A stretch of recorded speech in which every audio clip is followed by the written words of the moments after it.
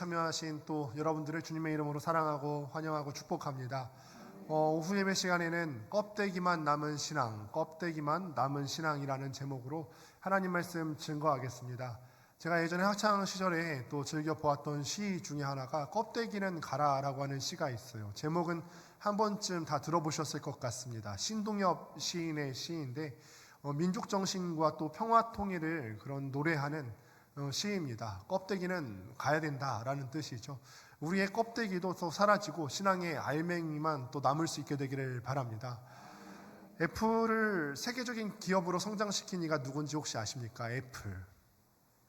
애플이 누가 만든 회사죠? 스티브 잡스. 기사를 찾아보니까 세계 브랜드 가치 1위가 바로 애플입니다. 시가총액 1위는 엔비디아라는 회사인데 시가총액 말고 브랜드 가치 1위가 애플이라고 하는 회사인데 그 가치가 무려 489조입니다. 내 돈 아니니까 별로 안 놀라시는 것 같아요. 늘 그래요. 우리는 이런 489조는 아무것도 아니죠. 내 돈에 내 수중에 있는 500원만도 못한 게 489조예요. 2위가 아마존닷컴인데 299조. 그러니까 489조랑 299조는 엄청난 차이가 있죠. 2위를 이렇게 큰 가치로 따돌리고 애플의 브랜드 가치 1위를 만든 사람이 바로 스티브 잡스라고 하는 사람인데, 이 스티브 잡스가 세계 개발자 회의라고 하는 것을 1997년도에 소집을 하고서 이렇게 얘기했습니다. 많은 좋아 보이는 것들을 선택하지 않는 것이 집중이다. 우리는 선택한 것보다 선택하지 않은 것이 많음을 자랑스러워한다. 세상에는 선택하고 싶은 것이 굉장히 많을 거예요. 기업을 운영하면서 어떤 경영자의 입장에서 보면 이것도 좋아 보이고 저것도 좋아 보이고, 사역하면서도 우리가 그렇잖아요. 사역하면은 남의 교회에서 이것도 좋아 보이고 저것도 좋아 보이고 다 갖다 써서 쓰고 싶은데, 스티브 잡스가 이런 말을 했다는 거죠. 세상에 좋아 보이는 것들이 많이 있는데 다 할 수 있는 것이 아니라 이것을 선택하고 집중해야 된다.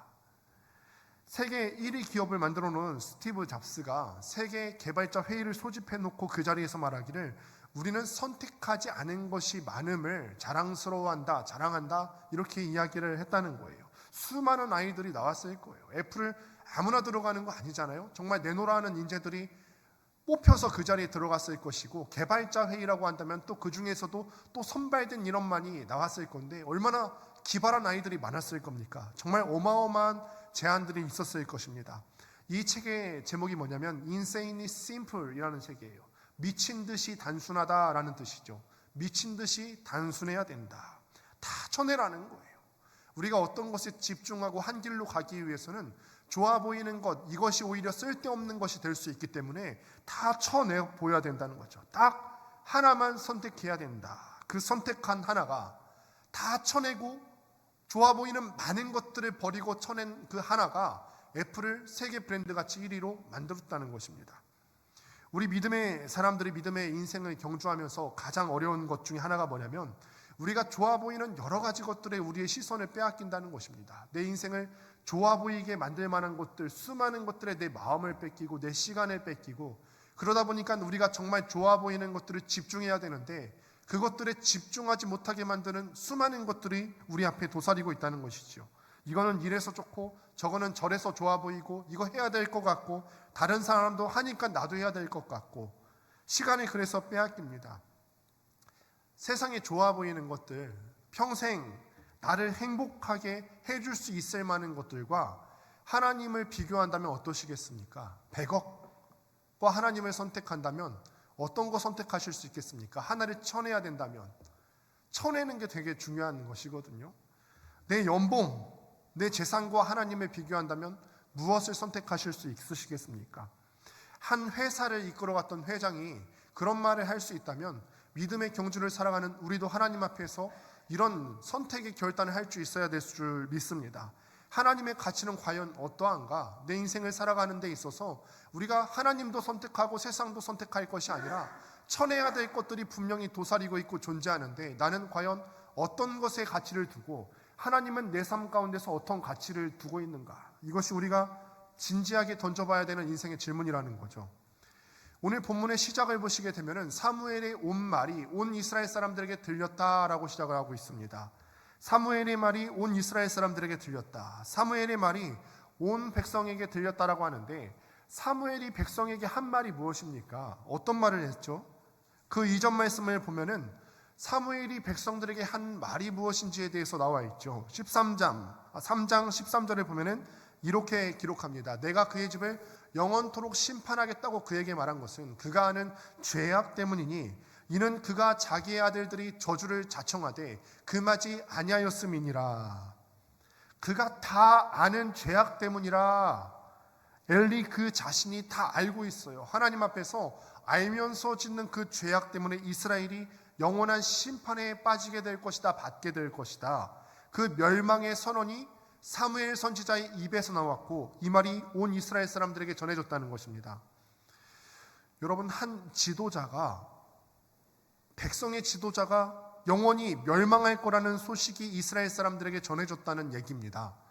한번 생각해 보실까요? 제가 지금 권능교회 담임으로 있습니다만, 권능교회 담임 목사, 제가 영원히 멸망당할 것이다 라는 소식이 온 교회 전체에 다 들렸어요.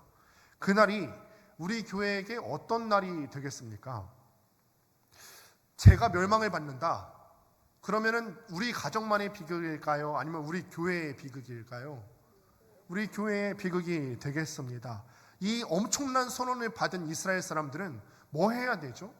지금 이스라엘 민족의 지도자였던 엘리 제사장의 가문이 멸망받을 것이다 라고 선언을 받았는데 이스라엘 사람들 뭐 해야 되겠죠? 이스라엘 사람들이 뭘 했다는 기록이 없어요. 자기 지도자가 그런 어떤 멸망받을 것이라는 선언을 받았으면 하나님 앞에 회개하든지 같이 공동체가 같이 기도하든지 해야 되는데 뭘 했다는 기록이 아무것도 없어요. 만약 하나님께서 오늘 밤에 유영광 목사 가정이 영원토록 멸망받을 것이다, 심판받을 것이다 라는 것이 온 교회 공동체 가운데 선언된다면 여러분들 뭐 해주시겠어요? 금식 기도 해주시겠습니까? 아니면 마음속에 싸다 우리 교회 큰일 났구나, 죄는 유 목사가 지었지만 우리 교회 전체가 위험에 빠졌구나, 어떤 생각이 드실 것 같으세요? 그러니까 성경을 보실 때 자꾸 이런 질문이 드셔야만 되는 거죠. 우리는 읽을 때 아무 생각 없이 드는데 자꾸 질문이 생기는 거죠. 왜 엘리 제사장의 가문이 이런 심판의 메시지를 받았는데 이스라엘 사람들 왜 가만히 있는 거지? 왜 아무것도 안 하는 거지? 오늘 말씀을 보면은 그런데 굉장히 속도감이 있습니다. 그 말이 들려지자마자 블레셋 사람들이 막 몰려오더니 아벡이라는 곳에 진을 치고 대두하고 있습니다. 다른 설명이 필요 없어요. 그 말이 들렸고 하나님의 말씀, 엘리 제사장의 가문이 영원히 멸망당할 것이고 이스라엘 백성이 심판받을 것이다, 그 말씀이 들렸고 백성들이 뭐 술렁거렸다든지 기도했다든지 회개했다든지 그 안에 과정이 없고요. 그냥 그 말이 들렸고 블레셋 사람들이 막 몰려와서 아벡에 진쳤다, 이 말만 기록이 되어 있습니다. 여러분, 당시는 시대상으로 봤을 때 청동기 시대에서 철기 시대로 넘어가던 시대였습니다. 그런데 이스라엘에는 청동기만 있었고 블레셋 사람들은 당시 최첨단 무기였던 철기가 보급되어 있었던 그런 사회였습니다. 싸우면 누가 이길까요? 블레셋이 이기겠죠. 철기 문화로 무장이 되어 있으니까요. 예전에 우리 삼국시대 때도 살펴보시면 고구려가 빨리 철기 문화로 무장했기 때문에 또 북방으로 많이 나갈 수 있었던 것을 우리가 아시는 분들은 또 아시겠는데요. 당연히 블레셋, 철기 무장했던 블레셋이 이길 것입니다. 철기를 개발했던 블레셋이 이스라엘을 점령하기 위해서, 원래 이 블레셋이라고 하는 민족은 해양 민족이에요. 구브로섬을 중심으로 해갖고 활동하던 해양 민족인데 그 민족들이 새까맣게 팔레스타인 해변으로 막 밀려 들어오는 것입니다. 그래서 지중해 연안에 진을 치고 올라와서 실로, 그러니까 엘리가 있는 중앙 성수가 있는 곳으로부터 지금 아벡이라는 곳이 30km 정도가 떨어져 있는데 얼마 멀지 않은 곳이죠. 이런 멀지 않은 곳까지 몰려 들어와서 진을 치고 있다는 거예요.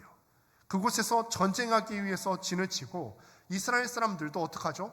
이 사람들이 전쟁하기 위해서 몰려왔으니까 대적하기 위해서 서로 진을 치고 마주보고 있겠죠. 이곳에 완전히 지금 전운이 감돌고 있습니다. 여러분 한번 생각해 보실까요? 블레셋 사람들이 원래 해양 민족인데 새까맣게 팔레스타인 해안 지역에 몰려 들어왔어요. 이게요, 그냥 올라온 것일까요? 철기 문화를 개발하고 블레셋 사람들이 세계를 정복해야 되겠다, 어떤 계획에 따라서 세계 정복하기 위해서 올라간 것일까요? 아니라는 거죠. 1절 말씀을 다시 한번 보시면은 그렇게 보기에는 1절 안에 너무나 많은 정보가 포함되어 있다는 것입니다. 그게 뭐냐면 그가 아는 죄 때문에 그가 영원히 심판받을 것이다. 이 엘리 제사장의 가문 때문에 제사장의 가문이 심판받을 것이고 이스라엘 사람들이 멸망받을 거다, 심판받을 거다. 그런데 이 말이요, 사무엘 선지자를 통해서 이스라엘의 귀에 들리자마자 블레셋 사람들이 아무 과정 없이 쳐들어왔다는 거죠. 이게 우연이 된 것일까요? 그게 아니라는 거죠. 하나님께서 이 심판의 말이 떨어지자마자 하나님의 심판을 시작하셨는데 그 심판의 속도나 그 심판의 크기나 그 심판의 강력함이 어떠한 것인가를 보여주는 거 아닙니까? 엘리 가문 하나 망치는데요, 엘리 가문 제사장이 잘못해서 엘리 가문 제사장 하나를 멸망시키는데 하나님이 다른 사람을 쓰시는 게 아니에요. 블레셋이라고 하는 최신 무기를 가진 민족을 이동시키셨어요. 블레셋 민족을 이동시키셔서 하나님의 말씀을 듣지 않았던 이 엘리 제사장 가문과 이스라엘 사람들을 심판하시겠다, 벌 주시겠다 말씀하십니다. 그 날이 어쩌면은 우리가 무겁게 이 말씀을 받아야 되는 것이 오늘이 우리에게도 또 그 날이 될 수 있다는 사실입니다. 여러분, 하나님께서 죄에 대해서 진노하셔서 심판하시고자 한다면 하나님의 심판은 너무 커서 우리가 막을 수 있는 것이 안 될 것이고, 하나님의 심판은 너무나 신속하게 와서 우리가 준비할 수 있는 시간이 없을 거예요. 여러분, 혹시나 우리 마음 가운데 정직하게 돌아보시고 하나님 앞에 회개해야 되는 그 죄가 있다면 진솔하게 하나님 앞에 회개하고 참여할 수 있게 되기를 바랍니다. 이 블레셋이 올라와서 우리를 공격하기 전에, 신속하게 과정 없이 올라와서 우리를 공격하기 전에 빨리 하나님 앞에 엎드리셔서 우리의 마음을 찢고 또 회개할 수 있게 되기를 바랍니다. 하나님은 그 집을 무너뜨리기 위해서 민족까지라도 이동시키신다는 것입니다. 그게 우리에게는 큰 두려움이죠. 하나님께서 우리가 잘못한 것이 있을 때 우리가 마음을 찢고 회개한다면 불법이 사함을 받는다, 오늘 오전 말씀에 나누었던 것처럼 그렇게 해주시기도 하시지만, 우리가 회개할 마음이 없다면 하나님께서는 민족을 이동시키셔서라도 우리의 죄를 심판하시고 멸망시키신다는 사실입니다. 그래서 어떻게 되냐면 이스라엘 사람들이 항우를 버리고 블레셋 사람들을 대적했는데 그 전쟁 가운데서 이스라엘 사람들이 4,000명이 사망했어요. 이거는 문제가 아니에요. 아주 간단하게 성경에서 처리합니다. 그리고는 그 다음에 반응이 더 길게 나오는데, 이스라엘 백성들 중에서 장로들이 있지 않습니까? 그 장로들, 어른들이라고 하는 뜻인데, 이스라엘 12지파 각 지파의 어른들이 모여서 의논하는 모습이 3절에 나오게 됩니다. 같이 한번 읽도록 하겠습니다. 시작. 백성이 진영으로 돌아오매 이스라엘 장로들이 이르되 여호와께서 어찌하여 우리에게 오늘 블레셋 사람들 앞에 패하게 하셨는고. 아멘. 여호와께서 어찌하여, 여러분들에게 한번 묻습니다. 여호와께 어찌하여라고 하는 이 장로들의 말은 기도일까요? 탄식일까요? 탄식이에요. 탄식. 그런데 여러분, 지금 이 상황을 잘 한번 살펴보시길 바랍니다. 하나님께서 이스라엘 민족을 심판하시기 위해서 그 아는 죄로 인해서 심판하시기로 작정하셨고, 블레셋 민족을 이동시키셨고, 그들과 더불어서 대열을 벌이다가 이스라엘 민족이 4,000명이나 죽었어요. 그러면 지금이 탄식할 때입니까? 기도할 때입니까? 기도할 때가 맞습니다. 군사적으로 봐도요, 청동기밖에 가지고 있지 않은 연약한 나인 이스라엘에 철기 문화를 갖고 온 블레셋 민족이 와 있단 말이에요. 이전 전투에서 이미 4,000명이나 죽는 뼈아픈 패배를 경험했어요. 그러면 탄식만 하고 있을 때가 아니라 하나님 핑계할 때가 아니에요. 하나님께서 어찌하여, 여호와께서 어찌하여 하나님 핑계를 대고 있을 때가 아니에요. 하나님이 어찌하여 우리를 패하게 하셨냐고 할 수 없는 것은요, 1절을 시작할 때 하나님께서 말씀하시기를 그가 다 아는 죄 때문에, 이미 우리가 왜 멸망받는지 알고 있어요. 다 아는 죄 때문에 멸망할 거라고 하신 하나님의 경고가 분명히 있어요. 모른다고 하면 안 되죠. 하나님은 이미 다 알려주셨어요. 너희들이 아는 그 죄 때문에 멸망당할 거다. 하나님이 알려주신 그 죄에 대해서 우리가 고백하지 않고 하나님의 심판이 임하니까 여호와께서 어찌하여 우리를 블레셋에 패하게 하셨는고. 이 말을 누가 했다고요? 장로들이요, 어른들이 했다는 거예요. 이건 사실 어른들의 말이 아니에요.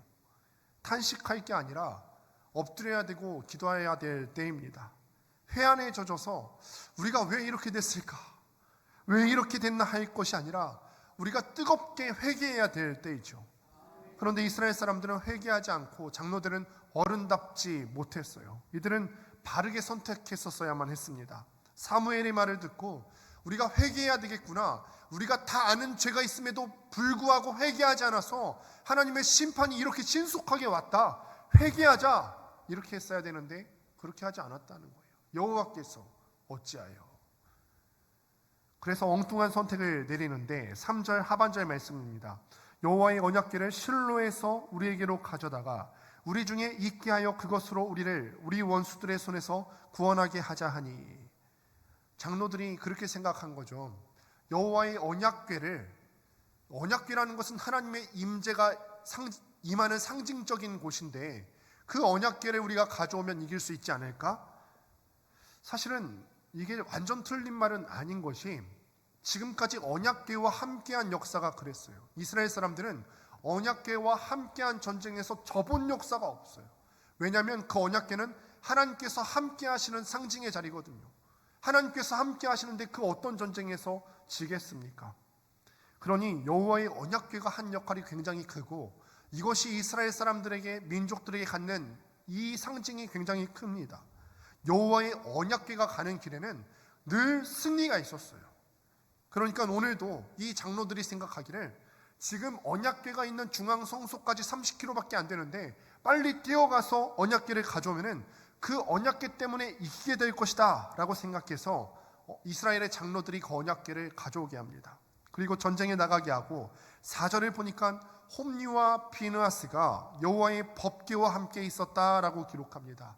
이것만 보면은 좀 그럴싸해 보여요. 왜냐하면 여호와의 법궤가 가는 길에는 지금까지는 늘 승리가 있었고, 지금 제사장 가문의 홈리와 비느하스가 법궤 옆에 있으니까 겉으로는 다 구색을 갖췄고 승리할 구색을 다 갖추어 놓았어요. 이제는 드디어 전쟁할 만한 것 같죠.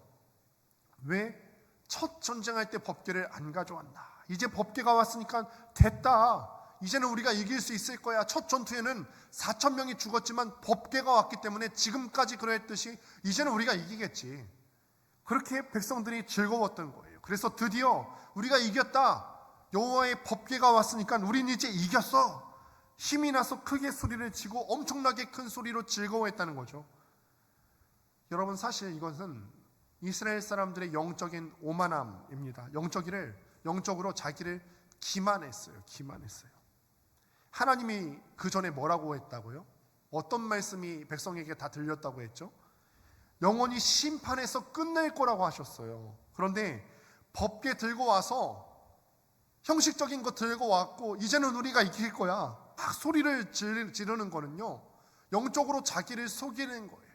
영적으로 정직하려면은 우리가 다 아는 죄 때문에 멸망받게 되었으니까 죄를 회개하고 마음을 찢어야 되는데, 이거 아니고 형식적으로 법궤 가져와서 이제는 우리가 이길 거야, 이거는 나의 어떤 영적인 실체를 무시하고 하나님의 심판을 간구하는 자기 기만이라는 것이죠. 영적인 흥분 상태일 뿐이지 아무것도 아닙니다.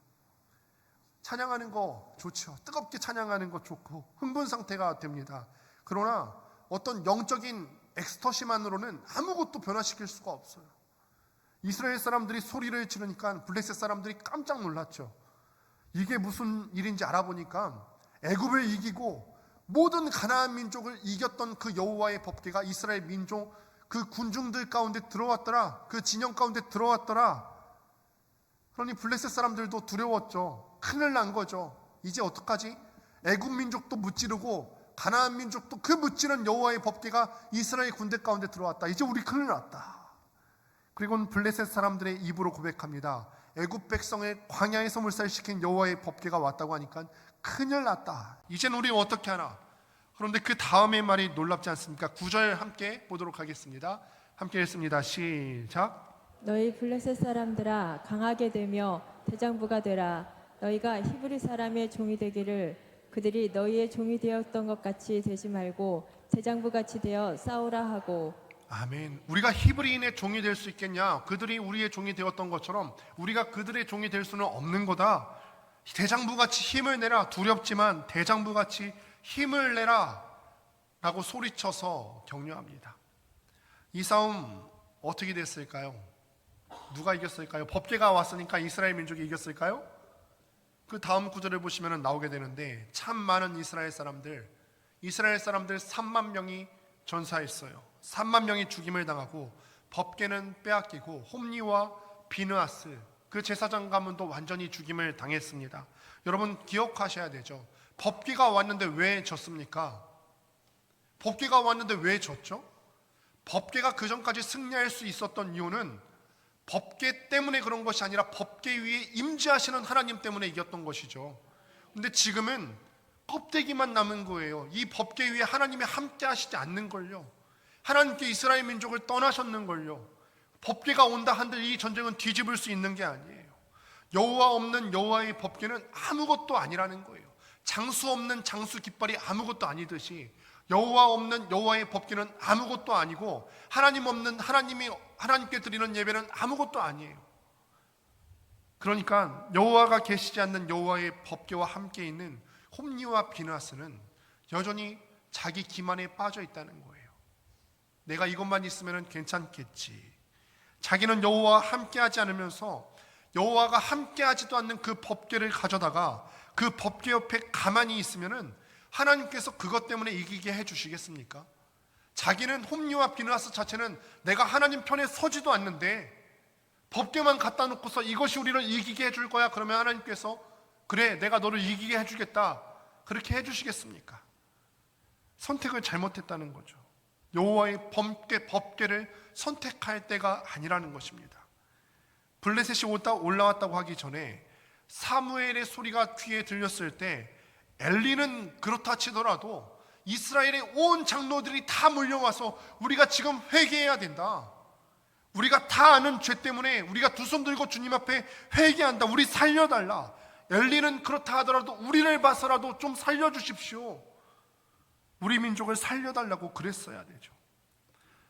4천 명이 죽어나갔을 때 그 여호와의 법궤를 가져오기 위해서 30km, 그러니까 갈 때 30km, 올 때 30km에서 60km를 왔다 갔다 해야 될 일이 아니라 그 열정과 그 꾀와 그 지혜를 갖고 하나님 앞에 무릎 꿇고 엎드려야 될 줄로 믿습니다. 여호와의 법궤와 함께 있는 것이 아니라 여호와의 법궤가 없을 그때에도 그 자리에 함께하고 계셨을 여호와 앞에 먼저 엎드리는 것이 우리가 해야 될 일인 줄을 믿습니다. 하루라도 빨리 알았더라면 홈리와 비느하스는 법궤 옆에 있지 않았을 것입니다.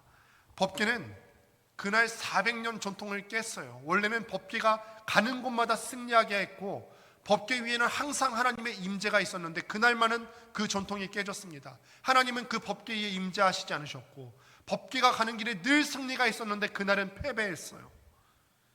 왜 그랬습니까? 저는 이 홈리와 비느하스가 여호와의 법궤와 함께 있었다라는 표현이 왜 이렇게 낯선지 모르겠습니다. 한편으로는 그런 말도 듭니다. 평상시에 함께하지. 그 어떤 위급한 일이 있었을 때 법궤 갖다 놓고 이거라도 좀 같이 있었으면 좋겠다 그런 게 아니라 평상시에 좀 함께하지. 그런 말씀을 또 제 자신이 받기에는 야 우리도 그렇게 해야 되겠구나. 내가 그래야 되겠구나. 내가 평상시에 어떤 형식적으로 취해야 될 것이 아니라 어떤 목사의 자리로서 그냥 형식적인 자리에 있는 것이 아니라 내가 평상시에 좀 함께하지. 평상시에 있어야지. 우리가 모두가 또 그래야 될 줄로 믿습니다. 일주일에 한 번 예배 드리는 이 시간만 집중해야 될 것이 아니라 평상시에 좀 함께하지. 그러니 우리가 다시 한번 깨어서 우리 기도의 자리를 깨우시고 평상시에 우리 주님과 함께하기를 소망하시고 또 간구할 수 있게 되기를 바랍니다. 평소에는 나는 제사장이라고 하면서 다 좋은 것들을 취하고 온갖 좋은 재물을 다 취하고 여호와의 제사를 멸시하더니 능멸하더니 하나님께서 영원한 심판을 시작하신 그때에 회개조차 한번 하지 않고 오직 승리를 위해서 하나님 법궤 앞에 앉아있는 것이 자기 기만이라는 거예요. 여러분 우리가 기억했으면 좋겠습니다. 내가 하나님의 도구죠. 하나님이 우리의 도구가 되는 것이 아니에요. 내가 하나님의 도구가 되어야 할 줄로 압니다. 우리는 영원히 하나님의 도구일 뿐입니다. 하나님께서 우리의 도깨비방망이가 아니에요. 하나님이 결코 나의 도구시지 않습니다. 이게 바뀌면 우린 죽는 거예요. 내가 하나님의 도구로 쓰임받기를 간절히 소망하셔야 되는 거지, 하나님이 마치 나의 소원 성취를 위한 도구인 양 그렇게 여기시면 우리는 망하는 겁니다. 이게 바뀐 상황이 가져온 결과가 뭐냐면 이가봇을 낳았어요. 이가봇. 이 엘리제 사장의 가문에서 후손이 태어나게 되는데 그의 이름이 이가봇. 여러분, 이가봇이라고 하는 이름의 뜻이 무엇이냐면 카봇이라는 뜻이 영광이라는 뜻이에요. 영광. 저는 신학교를 다닐 때 별명이 몇 가지가 있었는데 카봇, 히브리어로 하면은 카봇이라고 하는 단어가 영광이기 때문에 저를 부를 때 카봇 그랬어요. 카봇. 근데 헬라어는 더 심각합니다. 헬라어로 영광이라고 하는 단어는 독사예요. 독사야. 분명히 그 영광이라는 뜻을 갖고 있는데 카봇도 별론 것 같고 독사도 별론 것 같아요. 그런데 여러분, 이 이가봇이라고 하는 말이요, 카봇이 영광이라는 말인데 앞에 이라는 접두어가 붙이게 되면은 뭐뭐 하지 않다라는 뜻이 돼요. 이 카봇이라는 말은 영광이 없다라는 뜻이에요. 여러분, 이 카봇이라고 하는 것은요, 영광이라는 뜻인데 이것이 갖고 있는 원래 의미는 무게가 있다라는 뜻이에요. 무게가 있다. 영광 있는 존재는 존재만으로 무게감이 있습니다. 여러분, 그러니까 우리가 하나님께 영광을 올려드린다 했을 때는 정말로 하나님을 무게감 있는 존재로 여길 수 있게 되기를 바랍니다. 예배 형식에 있어서도 저는 그런 줄을 믿습니다. 요즘은 참 열린 예배다, 자유로운 예배다 해서 우리의 모든 질서를 파괴하고 다 올려드리는데, 저는 무게감 있는 분께 나아갈 때는 때로는 우리의 격식이 또 중요한 줄로 믿습니다. 이런 면에서 봤을 때 싱가포르의 굉장히 유명한 수상이었던 리 콴유라고 하는 수상이 이런 말을 한 것이 기억이 나요. 질서를 뛰어넘는 자유는 없다라는 말을 했어요. 예배의 형식에서 예전이 중요한 이유가 그것이죠. 어떤 격식 있는 분께 나아갈 때는 그분께 맞는 격식을 차려서 나아가야 되는 것이지, 우리가 자유를 원한답시고 모든 것을 다 깨고 나아가는 게 아니라는 거죠. 그러니 찬양대 찬양도 해야 되겠고 그 앞에 순서도 있어야 되겠고, 이게 종교적인 형식이 아니라 하나님께 나아갈 때 합당한 우리의 태도라는 거죠. 여러분, 자세히 출애굽기 말씀을 보시면요, 하나님께서는요 굉장히 디테일이 있으신 분이세요. 뭐 할 때는 돌을 어떻게 쪼아야 되고, 제단은 어떻게 만들어야 되고, 제사장의 의복은 이래야 되고, 제사 드릴 때는 이렇게 해야 된다. 그러니 예배의 형식은요 굉장히 중요한 것입니다. 그것이 하나님께 영광을 올려드리는 것이고 무게감 있는 존재에게 나아가는 방법이에요. 그런데 오늘 말씀을 보니까 지금 이 카봇이라고 했습니다. 이 카봇, 영광이 없다. 이스라엘만큼 하나님의 영광을 경험한 민족이 있습니까? 이스라엘만큼 영광 가운데 거했던 백성들이 있습니까? 비나스의 아내가 출산을 하면서 죽습니다. 이런 비극적인 소식을 들으면서 죽었어요. 아들을 낳았다고 위로하는 말도 들리지 않습니다. 관념치 않았다 그래요. 전혀 신경 쓰지 않았어요. 아이 낳는데 원래는 아이를 낳았다면 기뻐하고 함께 즐거워해야 되는데 전혀 기쁘지 않았어요. 왜냐하면 아이가 없어도 반드시 있어야 되는 하나님의 카봇이 없었기 때문이죠. 아이는 없어도 이 민족 가운데 하나님의 카봇, 하나님의 영광은 있어야 되는데 이 하나님의 카봇이, 영광이 떠나버렸어요. 법궤를 빼앗겼습니다. 400년을 함께하면서 이스라엘 민족을 지켰던 그 법궤가 떠났는데 내 자식이 생긴다 한들 무슨 소용이겠습니까? 그래서 죽으면서 하는 말이 이 카봇이다. 여러분, 오늘 말씀을 마무리합니다. 지금 우리의 예배를 먼저 회복하시고 우리의 열정을 회복할 수 있게 되기를 바랍니다. 여호와께서 어찌하여 탄식하고 있을 때가 아니라, 우리가 정말 삶에 무너진 부분들이 있다면 다시 한번 일으켜 세우고 다시 우리의 마음을 살펴보고 기도의 자리를 세우시고 새벽 제단의 자리를 세우시고 말씀의 자리를 세우셔야 할 때예요. 겉모습만 그럴싸한 어떤 종교인의 껍데기는 버려야 될 때입니다. 이 껍데기를 벗고 알맹이를 선택하셔야 돼요. 하나님만의 영광을 사모하셔야 해요. 하나님의 영광을 구하고 예배를 사모함에도 불구하고 우리가 익숙해져 버린 편안함 때문에 나오기 힘든 분들도 많이 계신데, 그럴 때일수록 우리가 하나님을 무게 있게 대하고 나오셨으면 좋겠습니다. 말씀 속에 이스라엘 사람들이 귀하게 여겼어야 했던 거는 여호와가 없는 언약궤가 아니라 그 백성들 앞에서 쩌렁쩌렁하게 울렸던 사무엘의 소리인 줄로 믿습니다. 참된 선지자 사무엘의 소리는 회개하라고 했어요. 너희들이 다 아는 그 죄악 때문에 멸망받게 생겼으니까 회개해야 된다. 영적으로 다시 각성해야 된다. 하나님께 다시 돌아가야 된다. 그래서 결국 하나님의 영광을 구해야 한다. 이렇게 사무엘의 소리가 울려 퍼지듯이 다시 우리가 예배를 사모함으로 나와왔으면 좋겠고, 다시 우리 기도의 자리를 사모했으면 좋겠습니다. 무엇을 선택하시겠습니까? 무엇을 버리시겠습니까? 다 할 수 없어요, 여러분. 다 할 수 없어요. 내가 피곤하지 않는 것과 새벽 제단의 자리를 똑같이 둘 다 선택할 수 없습니다. 새벽 제단에 나오시려면 몸은 피곤하셔야 할 겁니다. 어떤 거 선택하시겠어요? 말씀 보시려면 그 시간에 다른 거 할 거, 말씀 보시는 거 선택하시고 다른 거 버려야 할 겁니다. 제가 저한테 하는 얘기예요. 제가 저한테 하는 얘기예요. 어떤 거 선택하시겠습니까? 시작하면서 애플을 설립했던 스티브 잡스가 선택하지 않은 것이 많음을 자랑한다고 했단 말이에요. 내가 선택한 단 한 가지가 무엇이고 선택하지 않은 많은 것이 무엇이겠습니까? 오늘 그것을, 내가 선택한 그것을 하나님 앞에 자랑하실 수 있으시겠습니까? 그것을 자랑할 수 있게 되기를 바랍니다. 바로 그때에야 하나님의 영광, 그 카봇이 내 가슴 속에, 하나님의 영광이 이 카봇이 되는 것이 아니라 하나님의 카봇이 내 가정 가운데 우리 걷는교회에 머물 줄을 믿습니다. 우리 하나님의 영광의 마음 깊이 사모하며 나갈 수 있는 여러분들 되시기를 주님의 이름으로 축원합니다.